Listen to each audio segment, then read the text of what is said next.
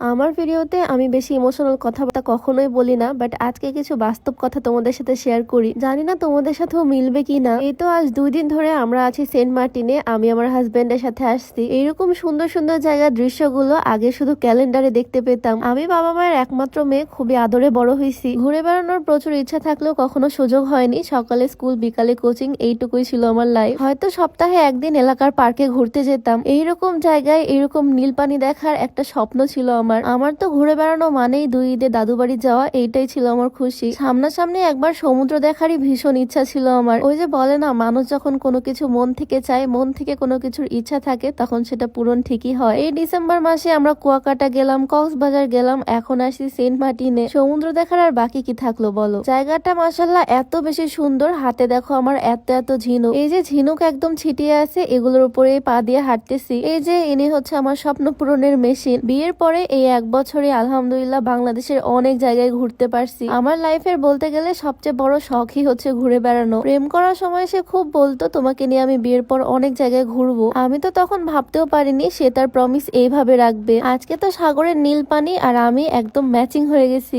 আজকে আমার খুব পছন্দের একটা আবায়া পরে আমি আসছি, যেটা দেখতে মাশাআল্লাহ অনেক বেশি সুন্দর। অনেক পছন্দের একটা বোরখা এটা আমার। ফুল একটা আবায়া সেট, ইনার, কোটি প্লাস হিজাব। কোটিটাও অনেক বেশি সুন্দর, সাথে ইনারের ডিজাইনটাও খুবই ইউনিক, হাতার ডিজাইনটাও খুবই সুন্দর। এই সুন্দর বোরকাটা তোমরা পেয়ে যাবা সাউদা আউটফিট ফেসবুক পেজ থেকে। তাদের পেজটা আমি ডেসক্রিপশনে মেনশন করে দিয়ে রাখবো, চাইলে ভিজিট করে আসতে পারো। যাই হোক, আজকে আমরা আসছি সেন্ট মার্টিনের সবচেয়ে সুন্দর জায়গায়, বাংলাদেশের সবচেয়ে সুন্দর জায়গা ছেড়া দ্বীপে। এই জায়গাতে আসলে পুরো বিদেশ বিদেশ ভাইব দেয়। দেখো এই সাইডটা একদম সাদা বালু, উপরে সুন্দর সুন্দর গাছ। এই গাছগুলোতে না একদম ইউনিক ইউনিক ফল ধরে, মানে এই ধরনের ফল আমি কোনোদিন দেখিনি। ওই যে দেখো পেকে একদম লাল টুকটুক করতেছে, কিন্তু এই ফলগুলো এতটা পরিমাণে শক্ত আমি কোনোভাবে ছিঁড়তে পারিনি। আজকে এই জায়গায় আসার পর থেকে আমার চোখ শুধু নিচের দিকে। এত পরিমাণে পাথর আর শামুক এখানে পড়ে আছে, আমি সারাদিন নিতে থাকলেও শেষ হবে না। যাই হোক, হাঁটতে হাঁটতে আমরা চলে আসলাম এই সেন্ট মার্টিনের সুন্দরবনে। এই জায়গাটাকে এখানকার স্থানীয়রা বলে সেন্ট মার্টিনের সুন্দরবন। আমি যখন এই জঙ্গলের মধ্যে ঢুকলাম, তখন আমার আইডিয়া ছিল না এই জায়গাটা